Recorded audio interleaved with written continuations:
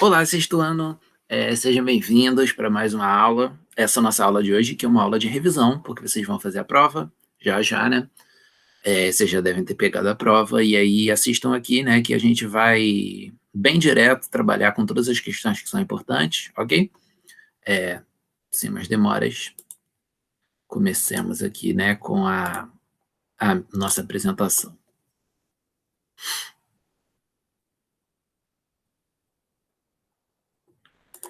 Os capítulos que nós vamos ter caindo na prova, né, que são os capítulos que a gente já tem visto, são os capítulos 6, que é sobre os indígenas, e o 7, que é sobre a cultura clássica, né? Cultura clássica, aquela mistura ali entre os gregos e os romanos. São dois povos muito diferentes, né? Dá para a gente ver aqui no mapa que eles são de lugares completamente diferentes, né? Já peguei aqui o Brasil, né? E o Brasil está mais. Nós estamos mais ou menos nessa partezinha aqui do canto do Brasil, né? Rio de Janeiro. E aí a gente tem esse continente aqui, que é o nosso continente da América, no qual a gente tem esses povos indígenas, inclusive aqueles povos que a gente já viu antes, né? Tipo, os incas ficavam mais ou menos por aqui, os astecas, os maias ficavam aqui, e no Brasil a gente tem esses vários povos indígenas de vários diferentes grupos que a gente vê nesse capítulo. Tem um oceano aqui de diferença, né? Mar muito longe, né, muito separando a gente dessa grande massa de terra aqui, que tem os continentes da África aqui embaixo, da Europa, aqui nesse canto da esquerda, e aqui no lado da direita, a Ásia. Então, a região onde a gente tem os gregos e os romanos é aqui, Itália, Grécia, nesse marzinho aqui, né, do meio da Europa. Só que a influência desses caras foi muito grande. Então, eles influenciaram muito todo esse continente da Europa e eles acabaram dispersando, né, essa ideia da antiguidade clássica, da cultura clássica, acabou se difundindo ali, né, entre todo esse território daqui e até partes da África, partes da Ásia ali, porque de tanto que ele foi importante e por motivos do Império Romano ter feito uma grande colonização, grande expansão ali, tomado várias e várias terras, vários e vários povos, né, e ficado no controle. Então, a gente tem uma importância muito grande dessa cultura. E entre esse povo aqui da Europa, que é influenciado por eles, percebam que tem Portugal. Então, lembra, vocês não viram essa matéria ainda, né, em história, mas vocês sabem que aconteceu algum momento no qual a gente teve o povo indígena, que era o povo daqui do Brasil, e os portugueses que vinham lá do outro lado do mar, né, nas caravelas e nesses navios todos, né, eram culturas completamente diferentes, e ali começou a colonização do Brasil, ali que começou esse território aqui a virar o que ele é hoje, embora a gente já tivesse um monte de gente vivendo ali de boas, que eram os indígenas. Então os portugueses vieram aqui, francamente, né, fazer um monte de besteira, colonizar esse território, mataram muita gente e tal, foi uma parada horrível, mas como eram culturas que estavam separadas, né, por esse grande mar aqui, eram culturas extremamente diferentes. Os portugueses muito influenciados ali pelos gregos, então esse momento da cultura indígena e da cultura do português se misturando também é dessas culturas que a gente está vendo, né? Os indígenas no capítulo 6 e a antiguidade no capítulo 7, né? Então isso é bom para vocês entenderem por que isso é importante para a prova. Por que isso é importante para a vida mesmo, né? Para a gente entender o Brasil e por que a gente quer tanto que vocês estudem essas coisas, né? Então, aqui no Brasil, a gente já sabe há milhares e milhares de anos, né? Porque a gente tem fósseis e porque a gente tem as famosas pinturas rupestres.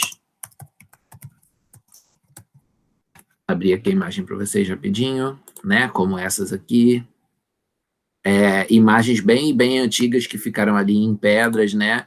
Demonstrando basicamente que as pessoas daquela época ali já tinham alguma visão ali sobre o mundo e a gente tenta decifrar o que essas imagens significam, né? Parece um pouco um desenho de criança ali por motivos de ser muito antigo, né? E não ter técnicas de pintura tão avançadas quanto a gente tem hoje.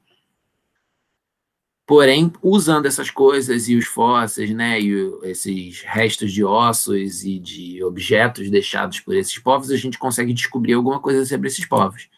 E aí, a parada mais antiga que a gente sabe é sobre esses povos que a gente chama de paleoíndios, que eles eram caçadores, eram pescadores, coletores, mas a gente não sabe muita coisa sobre a cultura deles, porque a gente só tem pequenos fragmentos bem antigos, né? A gente sabe que eles conviveram com a megafauna, que são aqueles bichos enormes, né? Tipo essa preguiça gigante aqui, um tigre-dente de sabre, mamute, e essas coisas assim, mas a gente não sabe muito sobre a cultura deles. E depois disso a gente conhece os povos dos sambaquis, voltando aí à imagem da página anterior, né?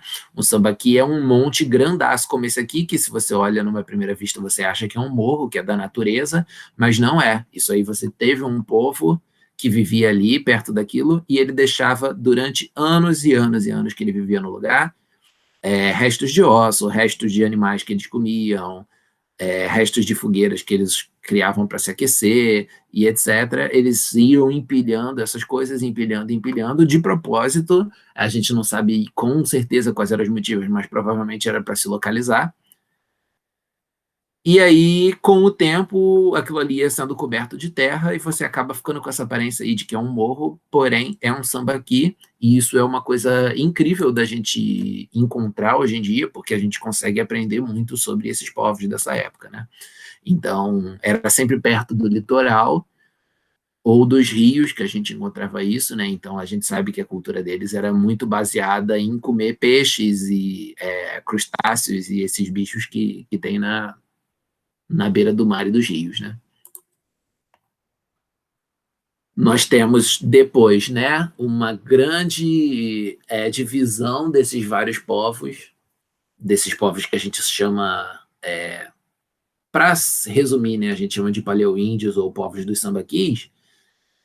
Com o tempo eles vão dividindo em várias e várias e várias culturas, cada uma para seu canto, cada uma com seu território, cada uma com uma relação específica com a natureza do lugar que ela tiver. A gente sabe que o Brasil é enorme, né? Então a gente tem lugares extremamente frios, lugares extremamente quentes, lugares secos, lugares úmidos, lugares com rios, lugares com planaltos e morros e vales e tudo, né? Então, cada lugar desses você tem suas próprias características e as culturas vão se adaptando a essas características e vão criando ideias diferentes e economia diferente e tudo mais. Então, hoje em dia, a gente tem centenas, centenas de povos indígenas e a gente já teve muito mais antes dos portugueses chegarem aqui e começarem a bater em todo mundo e vários desses povos acabarem morrendo. Então, como não tem como a gente decorar os nomes de todos esses povos indígenas, pelo menos nós não vamos, eu, professor, não vou querer que vocês façam isso na prova, né? Que eu não sou maluco de fazer vocês decorarem tanto nome assim, mas a gente tem que saber, pelo menos, organizar esses povos com base nas línguas, porque é a principal forma de você entender qual povo veio de qual povo que tem é mais parente, mais próximo do outro povo, e como eles se relacionaram e tal. Então você faz isso olhando as línguas deles, porque eles têm várias línguas diferentes, porém essas línguas têm algumas semelhanças. Então a maioria desses povos, eles têm ali essa língua tupi e variações dessa língua tupi, né? Essa é a grande marca deles. E nós também temos os povos da língua macro-G, esses são os dois principais troncos linguísticos que a gente tem, mas a gente tem mais uns 20. Então, é só uma questão de resumir a matéria para vocês, né? E é interessante a gente entender que os povos tupis, eles surgiram aqui nessa região daqui de cima, mas com o tempo eles foram se espalhando, seguindo a direção de todas essas setinhas vermelhas aqui. Então, os povos macro-Gs, que eram os que eram daqui do litoral, eles também foram se andando para vários cantos do país, né? E aí assim você vai tendo as divisões, assim você vai tendo esse surgimento de vários povos. Na região ali da Amazônia, nós tínhamos também povos muito legais, muito interessantes, que eram os marajoaras, conhecidos, né? Principalmente por construir os tesos, que são esses grandes aterros, assim, tá vendo que o rio está passando no meio?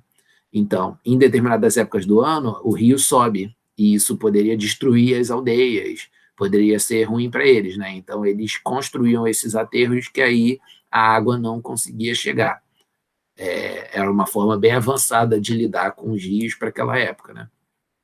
E nós também temos os povos tapajós, que são conhecidos ali por essas cerâmicas.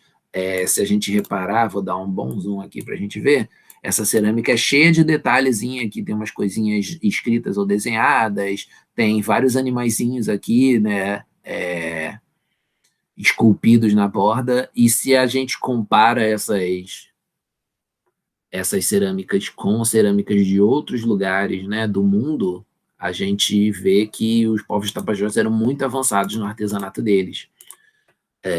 Então eram povos assim bem incríveis, né? E aí a gente chega no nosso próximo capítulo, que é o capítulo ali sobre o Ocidente Clássico, que são esses dois lugares diferentes, Grécia e Roma. Eu vou até reabrir aqui o mapa para mostrar para vocês melhor onde é que é o lugar, né? Estamos aqui no Rio de Janeiro. Vou saltar bastante a imagem para a gente chegar no mundo. Brasil aqui, né? Aí atravessou o oceano, chegou na África. No norte da África, atravessou esse mar chamado Mar Mediterrâneo, que ligava os três continentes aqui, ligava várias culturas, então era era um mar bastante interessante. E aí aqui a gente tem a Europa. E aí na Europa a gente tem essa região da Itália, que hoje é o país da Itália, né? Mas tinha essa cidade aqui extremamente importante, que até hoje é a capital da Itália, chamada Roma. E aqui a Grécia era essa beiradinha aqui também, de perto do oceano, e mais essas ilhas aqui que estão espalhadas. Então, as duas culturas ali bem dentro do mar, né? Então, para fazer comércio e trocas culturais com todos esses povos aqui ao redor desse mar, era bastante interessante, não é à toa que foram bastante influentes. Os gregos criaram várias ideias assim que sobreviveram, né? Eles tinham a filosofia que permitia a eles pensarem sobre muitas coisas da vida, né?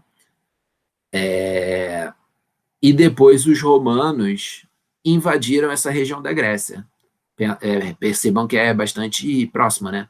Os romanos tomaram basicamente tudo isso aqui que está aparecendo no mapa nesse momento, inclusive a Grécia. E quando os romanos chegaram na Grécia, eles gostaram dessas coisas aí da cultura da Grécia que eles viram. Então eles acabaram incorporando, pegando para eles e misturando com a cultura deles. Então quando isso aconteceu, a cultura de Roma, né, ficou bastante, enriqueceu bastante com aquelas coisas ali todas que os gregos tinham criado.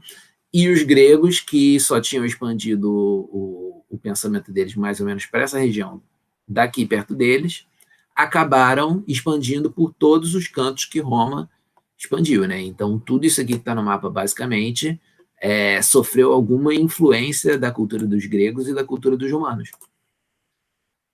Então, isso é muito interessante porque vários povos, que nem os portugueses que depois chegaram aqui no Brasil, foram sabendo das mesmas coisas e criando gostos ali parecidos e contando histórias parecidas e por aí vai. Então, a gente tem todas essas influências. Importante gravar aqui que é a Antiguidade Clássica, né? Que é esse período de mais de 1000 anos em que as civilizações grega e romana se destacaram pelo conjunto dos conhecimentos delas, né? E não apenas conhecimentos, né? Porque conhecimento todos os povos tinham, mas assim, os gostos deles foram pegando, as ideias deles foram pegando, e com base também nas conquistas, isso aí acabou se expandindo ali pelo mundo. Então, até hoje em dia, a gente tem, por exemplo, esse museu aqui, que fica aqui no Rio de Janeiro, né? E ele tem essa arquitetura aqui cheia das coluninhas, né? Com esse formato de porta aqui, que é exatamente como os gregos faziam, é inspirado nos gregos. Nos gregos ou nos romanos, não sei. A gente tem, por exemplo, essa imagem aqui, né, que ela mostra o cavalo de Troia, que é uma lenda que todo mundo, no mundo inteiro praticamente conhece, que era dos gregos, né? Então foi expandindo. Mitologia, por exemplo, todo mundo conhece a mitologia dos gregos, né? Todo mundo jogou um God of War, né? Aquele jogo de videogame, ou assistiu um desenho qualquer, o Hércules da Disney, ou então qualquer coisa assim que é baseado nas histórias dos gregos, então todo mundo acaba misturando-se com essa cultura, né? A maior parte dos países hoje em dia tem essa forma de governo chamada de democracia, que foi esse nome, pelo menos, foi inventado pelos gregos, como a gente já viu na outra página, né? Temos a Olimpíada, que é essa grande disputa mundial aí, né, dos esportes, que vem da ideia dos gregos, os gregos que começaram a fazer ali na região deles, não era do mundo inteiro, porém era da região deles. Então, várias coisas que vão aparecendo ali, né? Esse alfabeto grego aqui, se a gente der uma olhada, já é bastante parecido com o alfabeto que a gente usa, né? Então, a gente já tem, por exemplo, o alfa, que é praticamente o A, o beta, que é praticamente o B, aqui, né, o nu é praticamente o N, o tal é praticamente o T, e por aí vai. Não era o nosso ainda, né? Mas depois, quando eles se misturaram com os romanos, virou um novo alfabeto chamado de alfabeto latino. E esse alfabeto latino é justamente o nosso alfabeto de hoje em dia. Até hoje em dia a gente usa ele. Então dá para vocês terem aí uma bela ideia, né, de como foi influente. Os deuses aqui, né, Zeus, Hera, Atena, Apolo, Afrodite, Ares, Poseidon, Deméter, Ártemis, Dionísio, Hermes, Hades, todos muito conhecidos, né, todos muito usados de símbolos até hoje, e, enfim, rodando o mundo aí. A filosofia grega, né, normalmente os filósofos mexem com questões bem profundas, né, sobre o mundo, sobre a vida, né? Numa época que não tinha ciência, a filosofia era claramente ali a melhor forma de você entender como é que as coisas funcionam, e era baseada ali no pensamento racional, né? Então a gente tem esses filósofos que até hoje em dia são lidos e questionados e discutidos, né? Tipo Tales, Sócrates, Platão, Aristóteles. Vocês chegam a ver algumas coisas deles também em matemática, física, porque normalmente eles não eram só filósofos, eles também trabalhavam com essa parte aí dos números. A língua latina, esse é um ponto muito, muito importante, porque era a língua ali dos romanos, e quando os romanos conquistavam os territórios, eles obrigavam aqueles povos ali a falarem o latim, que era a língua deles. Podia continuar falando a língua que já falava? Podia, mas também era obrigado para as questões assim de governo, de política, etc., se usar o latim, que era a língua oficial do império. Então, quando esses povos dos diversos lugares, né, pensa ali a galera onde hoje é a França, chegou ali o Império Romano aqui nessa região e tomou a galera e se misturou a galera que vivia ali, que tinha a própria cultura, com a galera daqui que tinha essa cultura aqui da Itália. Começaram a falar a língua daqui, começaram a falar a língua da Itália. Aí as línguas podiam ter alguma coisa a ver ali, né? O latim é outra língua local. As pessoas foram, em algumas situações, usando mais o latim e outras situações usando mais a língua qualquer que você tivesse ali. Então, com o tempo, isso vai misturando, as pessoas vão transformando, vão criando sotaque, vão criando gíria, vão criando várias e várias palavras novas, e quando você vai ver, você chegou num novo estágio ali, que são as línguas neolatinas, né? Então, línguas neolatinas são essas línguas que muitas delas ainda são faladas hoje em dia, que são baseadas no latim e não à toa são bastante parecidas, né? Exemplos: português, galego, espanhol, catalão, italiano, francês e romeno, né? Não sei se vocês já tiveram a oportunidade de olhar para a língua italiana, para a língua espanhola, para a língua francesa, que são mais conhecidas, né? Se vocês nunca tiveram essa oportunidade, dá uma jogadinha no Google para vocês darem uma olhada, vocês vão reparar que essas línguas são super parecidas com o português. São as línguas mais fáceis para nós brasileiros aprendermos. Por quê? Porque elas já são super parecidas, elas nasceram da mesma língua, que era o latim, né? Então, essa característica faz com que todas essas nossas línguas sejam neolatinas. Isso é bastante interessante. O latim em si, ele não é usado mais, não tem mais nenhum povo que fala ele. Porém, ele ainda é lembrado, ele ainda é estudado, ele ainda tem as palavras dele, né, um dicionário sobre ele, né, ainda tem isso, porque é importante estudar para entender essas outras línguas, e porque em alguns contextos a gente continuou usando os nomes científicos dos animais, normalmente são em latim, né, tipo Homo sapiens, né, significa o homem que sabe, em latim. E por aí vai. Enquanto que também na Igreja Católica, que nasceu ali no Império Romano, né? Você tem ainda essa língua latina sendo usada para questões assim de ritual, né, e tal. E você também tem alguns termos assim do direito, né, do direito dos advogados, né, os juízes, etc., eles ainda usam bastante expressões em latim, justamente porque os romanos, eles tomaram uma grande região e esse direito, né, que foi estabelecido por eles, essas regras de funcionamento do governo, da sociedade que foram estabelecidas por ele, acabaram rodando junto, né, e sendo capazes de formatar o nosso governo com uma forma parecida com a que ele tem hoje, né? Então, a gente tem, por exemplo, essa lei das 12 tábuas, que evoluiu para virar o Corpus Juris Civilis, que o nome é complicado, mas, na verdade, traduzindo, é só compilação de direito civil, compilação de direito do povo, alguma coisa desse tipo, né? Seria a tradução. Esse Corpus Juris Civilis era o conjunto das regras ali, né, da sociedade do Império Romano, porém, muitos países de hoje em dia, né, como exemplos aqui, Alemanha, Itália, França, Bélgica, Holanda, Espanha, Portugal, Brasil, Zil, Japão, entre outros. Então, nós mesmos temos a inspiração nesse Corpus Juris Civilis. Se você pegar a lei brasileira, Constituição brasileira, né, que é a nossa principal lei, e o Corpus Juris Civilis, você vai ver que tem várias e várias coisas em comum, né? Algumas dessas ideias. Ninguém sofrerá penalidade pelo que pensa, a famosa liberdade de expressão. Ninguém pode ser retirado à força de sua própria casa, tem alguns limites, né? Por exemplo, bandidos podem ser presos, né, dentro de casa, mas normalmente existe esse respeito ao espaço privado de cada um, né?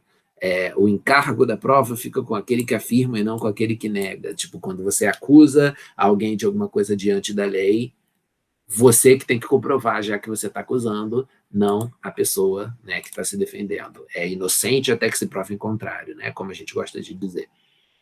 Então, é bem por aí, né? Terminando aqui.